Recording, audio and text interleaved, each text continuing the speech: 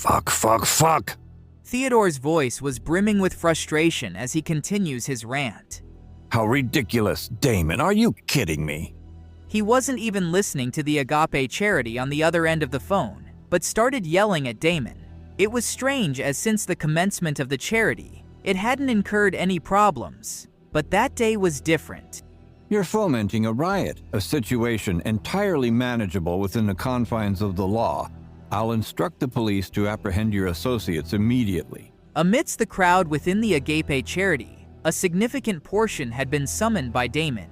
Damon, the orchestrator of the chaos, stood confidently, his demeanor unwavered despite Theodore's ire. Damon smirked faintly and said, "Arrest them? Do you truly believe it's simpler for law enforcement to detain countless individuals or for the Agape charity to conduct an audit on my behalf? Furthermore, these individuals bear my name and are esteemed philanthropists. Do you honestly expect the authorities to prioritize their arrest over aiding an audit? Go ahead, summon the police, and witness the outcome. The moment they're apprehended, the Agape charity will dominate the headlines." Damon's words reverberated with authority and conviction, leaving Theodore momentarily speechless. Damon's assertion held weight. Despite his disruptive actions, he remained a benefactor of considerable magnitude. Theodore, still in a state of disbelief, thought, Damon's logic was irrefutable. Despite his disruptive tactics, he remained a pillar of philanthropy. With a donation as staggering as $30 billion, the Agape charity had initially doubted that anyone would check where the funds would go. However, allowing Damon to access their accounts was out of the question. Even if his ledger remained pristine, the same could not be said for the organization's other financial dealings.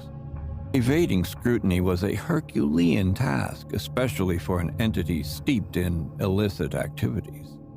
When Damon really had to check, even if there was no problem with his bill, there were also problems with the other bills. It was still difficult for a normal company to avoid the investigation of the accounts, not to mention that the Agape charity had been doing illegal things. Not only did the charity group receive a lot of bribes, but they also sent a large sum of money abroad in the name of charity. As Theodore hung up the phone, a sense of resignation settled over him. He turned on his heel and exited the Sullivan family, grappling with the weight of the predicament before him. How did it come to this? The Agape charity, once a beacon of hope, now teeters on the brink of scandal and ruin? Theodore's gaze swept across the room, settling on the faces of those gathered. Many among them owed their presence to Damon's patronage, their allegiance torn between loyalty and self-preservation. What do we do, Mr. Sullivan? Damon's threat hangs over us like a sword. Damon emerged from the throng, his presence commanding attention. He said, "Ah, Mr. Sullivan, always the stalwart defender of virtue. But tell me, how long can you maintain this facade? How long before the truth unravels before the eyes of the world?" You may have wealth and influence, Damon, but you will not dictate the course of justice. We will weather this storm and emerge stronger than ever. Damon's smile twisted into a smirk. A silent challenge lingered in the air. With a curt nod, he fades back into the shadows, leaving Theodore to grapple with the weight of his words. Something ominous loomed on the horizon, a storm gathering momentum with each passing moment. Theodore's departure from the Sullivan family marked the beginning of a chain of events set to unfold with alarming speed. As Theodore moved to leave, Naomi, with concern etched upon her features, rushed to intercept him. "Are you not staying for dinner?" Theodore's silence spoke volumes, his mind preoccupied with the impending crisis, and he left meanwhile. Naomi's aunt, her countenance wrought with tension, interjected with palpable frustration. "He left so abruptly? Don't you have any sense of gratitude? Mr. Hamilton has done so much for the Sullivan family. Have you forgotten how to show appreciation?" Naomi's lips pursed in discomfort, her thoughts swirling with skepticism. The truth of Theodore's sudden departure remained shrouded in mystery, even to those closest to him. Naomi thought to herself, "But grandfather, he couldn't have returned just like that.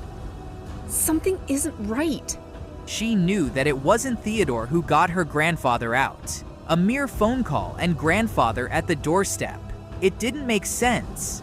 Meanwhile, Damon emerged from the shadows, his presence commanding attention as he followed in Theodore's footsteps. Naomi turned to Damon. Her voice, tinged with urgency, said, Now where are you going? Damon as he chuckled darkly. To the Agape charity, of course. Wouldn't want to miss the spectacle. Why the Agape charity? Oh, you'll see soon enough. It's bound to be quite the show. As Damon went purposefully towards the charity, Naomi watched with a sinking feeling in her chest, a sense of impending doom casting a shadow over her thoughts. Outside the Agape charity, a tempest brews, fueled by the simmering discontent of the masses. What began as a gathering of corporate titans demanding answers had escalated into a full-blown demonstration, drawing spectators from far and wide. Even the onlookers wanted a piece from it. The echoes of protests reverberated throughout the streets. As Theodore arrived on the scene, flanked by his loyal butler, he was met with a scene verging on pandemonium. Butler said with an urgency in his voice, Sir, what are our orders? Theodore surveyed the scene with a furrowed brow and said, Can we not disperse them? Bring in the authorities. Have they been arrested? Butler shook his head gravely and said, No, sir, it's not advisable. Many of these individuals hail from Hillwood, and their ties run deep. But isn't our family on good terms with the police? I really won't recommend that. These people have ties that run deeper than we know, even if it's in Hillwood. But Hillwood, isn't that a positive sign? Quite the contrary, sir. 80% of Hillwood's major enterprises are represented here. The revelation struck Theodore like a bolt of lightning, sending shockwaves through his already troubled mind. Theodore said with his voice tinged with disbelief, 80%? How is that possible?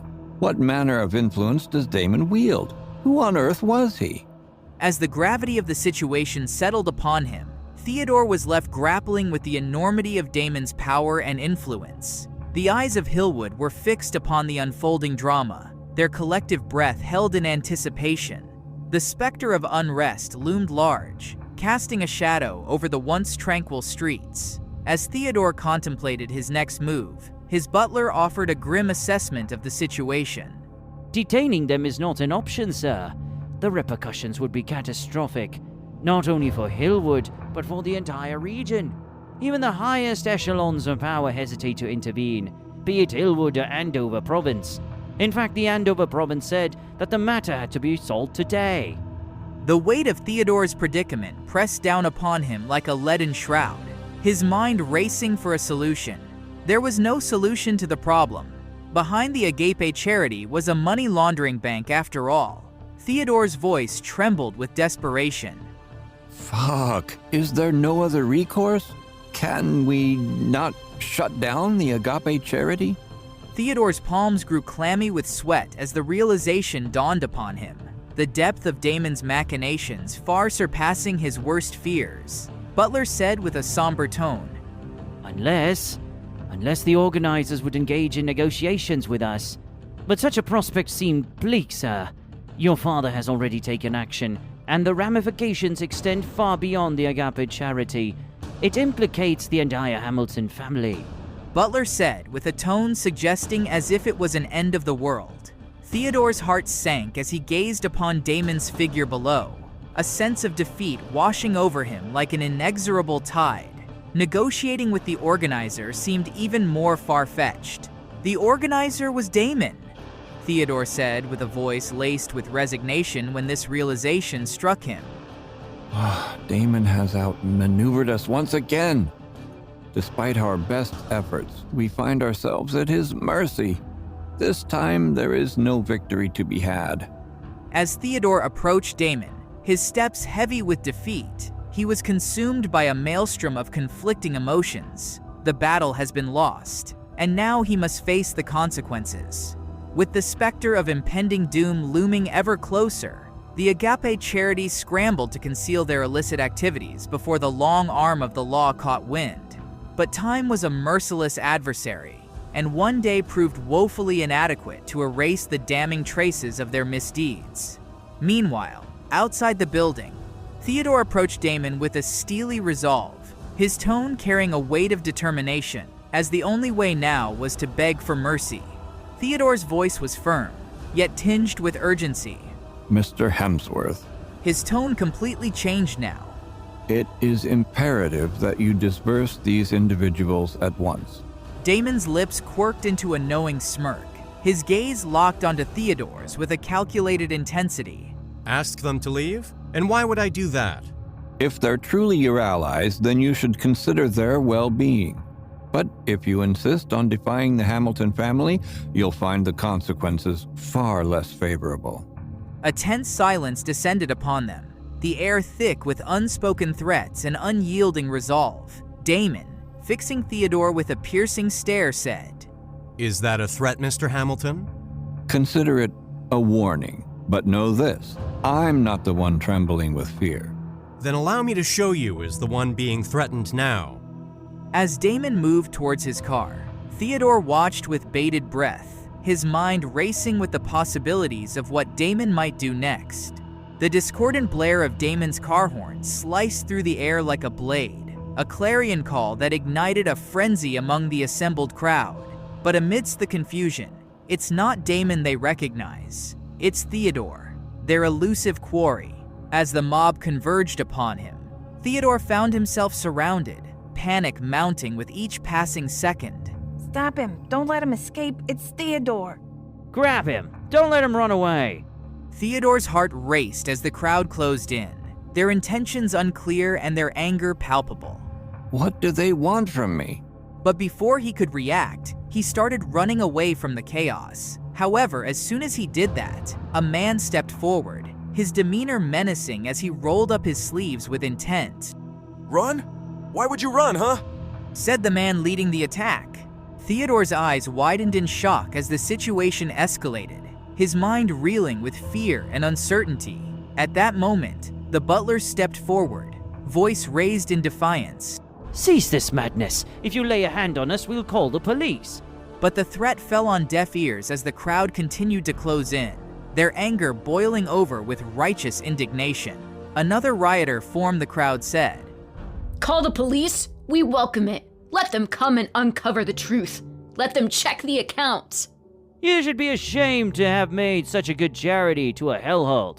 People kept yelling at Theodore. Some even took out their phones to call the police and recorded Theodore. Amidst the chaos, a familiar figure loomed on the periphery, an Audi with 2 occupants, one of whom was instantly recognizable, Jamari Hamilton, patriarch of the Hamilton family. A new player enters the fray, their presence a harbinger of further upheaval in an already tumultuous tableau. With the appearance of Sir Jamari, a figure revered throughout Andover province, a palpable sense of reverence washed over the gathered throng. His mere presence was enough to quell the rising tide of unrest, his status as a beacon of authority casting a hush over the chaotic scene. Sir Jamari is here. The butler said, relieved. As Jamari approached Damon, the weight of his invitation hung heavy in the air, a gesture so rare, it sent shockwaves through the assembled onlookers. Damon, I implore you to join me. Jamari knew that only Damon could solve the problem, so he extended a hand and said, the gesture, laden with significance, spoke volumes of the gravity of the situation at hand, shocking the whole Andover province. In the annals of history, never had Jamari extended such an invitation so openly. His actions reverberated with an air of solemnity, a silent acknowledgement of the dire circumstances that demand resolution. But Damon's response was not what the crowd expected, his defiance sending ripples of tension through the air. Damon didn't flinch and stood his ground. Jamari pressing on, his voice measured said again, Let's have a talk. Jamari had finally yielded, however, to no response from Damon. His defiance elicit a strong response from Jamari. We could have resolved this peacefully, Mr. Hemsworth. But if you insist on resistance, there will be consequences. But Damon remained unmoved, his resolve unyielding in the face of Jamari's entreaties. In a single breath, Do you truly believe you're the only one who's called for reinforcements? The balance of power shifted once more, the shadows concealing a secret alliance that threatened to upend the delicate equilibrium of power.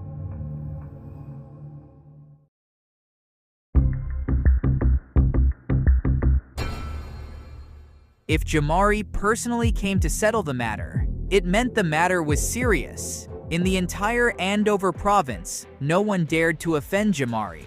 But here, standing in front of him, was a force not to mess with. In the heart of the confrontation, Jamari's voice carried a note of urgency, a subtle warning beneath the veneer of politeness. Jamari frowned deeply as he said, Do you comprehend the gravity of the situation, Damon? The individual behind me holds sway over matters that transcend mere charity. As Jamari's words hung in the air, Damon's facade of indifference wavered, a flicker of uncertainty betraying his stoic demeanor. Damon said, feigning ignorance, And who, pray tell, is this mysterious benefactor? But Jamari's response was measured, his tone laced with a steely resolve born of necessity.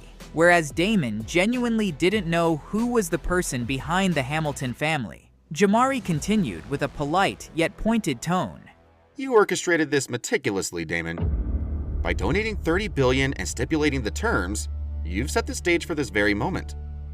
On the charity night, it clearly said we would send the donation within 7 days, so it's more than reasonable for you to come and check the accounts after the stipulated time. As the truth dawned upon Damon, the realization stroked him with a force akin to a thunderbolt, a revelation that left him reeling. Behind the Hamilton family's charity was an organization bigger than all the big businesses in Hillwood.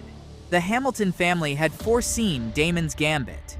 Their preparations extended far beyond the confines of mere charity. And standing behind Jamari, a figure emerged, a provincial media officer, his presence a testament to the Hamilton family's foresight. If you want to report this, you have to get his permission. With measured steps, the middle-aged man approached Damon from behind Jamari, his Armani suit a stark contrast to the expected attire of a media professional. Damon, heed my words. If you persist in this folly, you will suffer the consequences of your actions. Let's all just forget about this matter, shall we? As the gravity of the situation sank in, Damon found himself at a crossroads, his choices fraught with peril. Damon's eyes widened as he said, You brought him here? In the tumult of conflicting interests, Damon stood alone, the weight of his decisions bearing down upon him like a leaden shroud. In the charged silence, Jamari's voice cut through the air like a razor, his words laden with a chilling certainty. Have you not done enough, Damon? Your schemes may be cunning, but they pale in comparison to the power of the Hamilton family. You tread on dangerous ground. Theodore's means might not be as good as yours, but you should be wary of the power that us Hamiltons have. And it would be for better if you didn't offend us. Jamari was confident, as this meeting was just any other meeting in comparison to the people who he had met in Andover province, some businessmen, and some forces from the underground. But Damon remained unfazed, his smile masked of confidence as he reached for his phone, a harbinger of impending conflict. Not enough? On the contrary, my dear Jamari. These individuals pose no threat to me. It is indeed not enough. With a decisive gesture, Damon summoned his reinforcements. The sound of impending conflict echoed in the air. Damon picked up his phone and said, All right, let him in. At the command Justin prepared for the inevitable clash, the middle-aged man beside Theodore roared with defiance, his resolve unyielding in the face of adversity. How dare you? Who dares to challenge us? I want to see who dares to come over and report this news. But in the face of the Hamilton family's might, fear gripped the assembled crowd, their resolve crumbling beneath the weight of impending doom. No one dared to go against this man. Agape Charity was not just a small organization, and it was very hard to deal with. In Andover Province, the Hamilton family's influence was an immutable force, a specter that looms large over those who dared to cross them. But amidst the chaos, one man stood defiant, a lone voice of dissent in a sea of uncertainty. Damon said with steely resolve, I fear no one, not even the Hamiltons. This is just the tip of the iceberg. I know the Hamilton family has backup, and no one dares to go against you. However, I'm not scared. Damon's disregard for conventional norms became glaringly apparent as he eschewed the traditional avenues of recourse, opting instead for a more audacious approach. As he finished those daring words, people standing outside came in. Jamari was shocked when he saw those people. This wasn't just any media that Damon might have known. It was the international press. Damon wasn't playing by rules. The crowd wasn't only from the international press, but volunteers who acted as keyboard's warriors. One word out from them, and they could destroy empires. They were called We Media. By enlisting foreign reporters and leveraging the power of We Media, he aimed to amplify the reach of his message far beyond the confines of Andover Province. Damon's smirk spoke volumes, a silent proclamation of his defiance in the face of established authority. They fear not the battlefield. Why should they fear mere words? As the foreign reporters and We Media activists descended upon the scene, their cameras poised to capture the unfolding drama, Jamari's world crumbled around him. This cannot be happening. Jamari's body shook violently. Damon's methods caught him off guard. If the foreign reporters came and reported the incident, the entire globe would be aware of their scams. The nation news could be handled by the Hamiltons family. However, international news was a different ballgame altogether. Jamari looked around at the reporters talking to the people of Agape Charity. He didn't know what to do. Theodore was even more flustered as he saw the scene unfold in front of him. Dad, do something. We can't let them do this. With desperation clawing at his throat, Jamari made a desperate plea, his voice a fragile echo amidst the chaos. Damon, please, let us negotiate. I'll offer you $45 billion. The weight of his offer hung heavy in the air, a desperate bid for clemency in the face of impending ruin. Jamari just blurted out the amount, even though it would be difficult to just take that money out. It's equivalent to giving you $30 billion, and I still helped you earn another $15 billion. Let's just let this whole thing go. But Damon's response was cryptic, his silence a testament to the unfathomable depths of his resolve. Damon turned away, barely audible, said, Speak up, Jamari, I can't hear you. As Jamari's desperation reached a fever pitch, he raised the stakes once more, his offer climbing to unprecedented heights. He said through gritted teeth, $60 billion. It's all we can offer. Please, show us mercy and let us go. Theodore was scared out of his wits. Not only did he fuck up at the Sullivan estate, he was also the reason Jamari had to beg for mercy in front of Damon. Time marched on, indifferent to the turmoil that gripped the world. And in this moment of crisis, Jamari took matters into his own hands, reaching out to a figure whose influence spanned continents. On the other end of the line, Joyce, unsuspecting of the storm brewing, received an unexpected call, her curiosity piqued by the caller's identity. Hello? But as Jamari's words resonated through the receiver, Joyce's expression shifted, her surprise palpable. Miss Emerson, it's Jamari from the Hamilton family. I trust you're well. For Joyce Emerson, scion of the Serafino family, the call from Jamari Hamilton heralded the beginning of a journey into the unknown, a journey fraught with uncertainty and possibility. On one hand, the Serafino family just established their business in Hoxia. On the other hand, Hoxia's system was different from that of capitalist countries, and it was not as easy to develop in Hoxia as in foreign countries. To some extent, it was still difficult for Joyce to meet Jamari. But today, Jamari actually took the initiative to call her. Miss Emerson, I'm calling you this time to tell you about two things.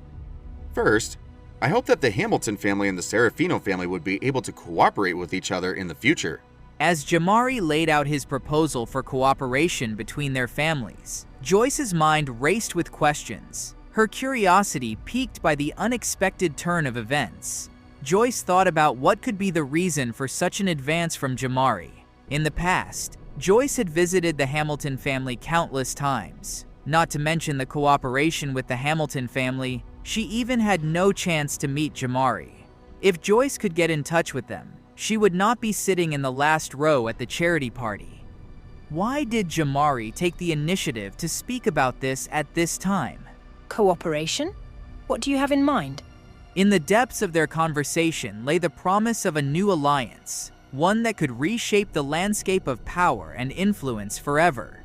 Joyce Emerson, scion of the Serafino family, found herself at a crossroads, her past interactions with the Hamilton family now taking on new significance in light of Jamari's unexpected call. And what's the second thing you wanted to say? Joyce was a smart woman, and she knew that in this world, there are no free lunches. As Jamari broached the topic of Damon's lineage, his voice trembled with a mixture of apprehension and humiliation, his pride wounded by the necessity of his plea. Damon, he's the heir of the Serafino family, isn't he?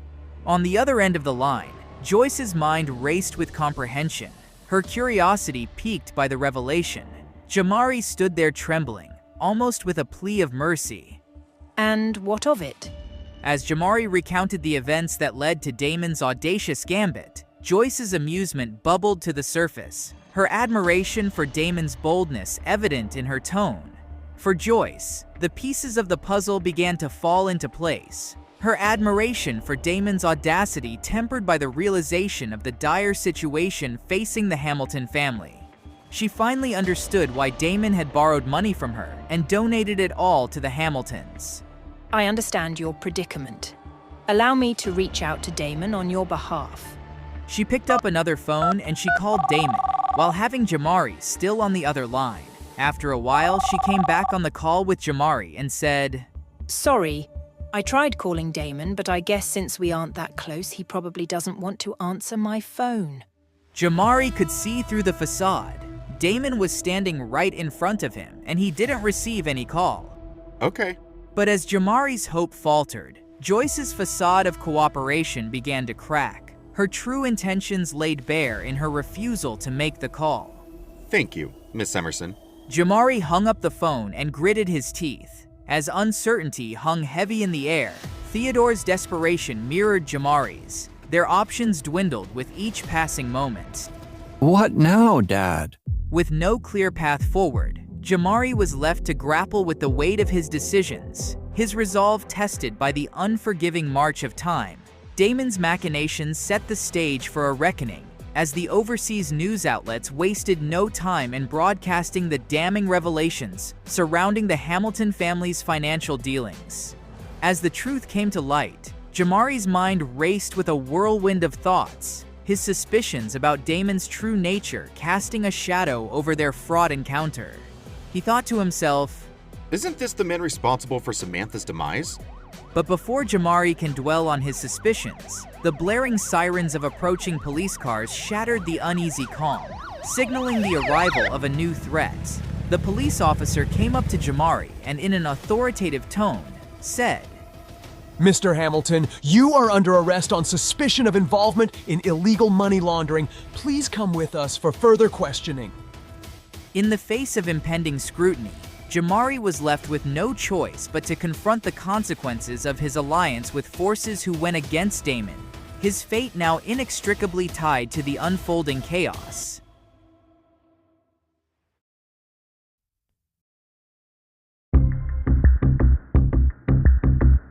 Don't forget to subscribe to our channel for more great content. Click the notification bell so you never miss an update.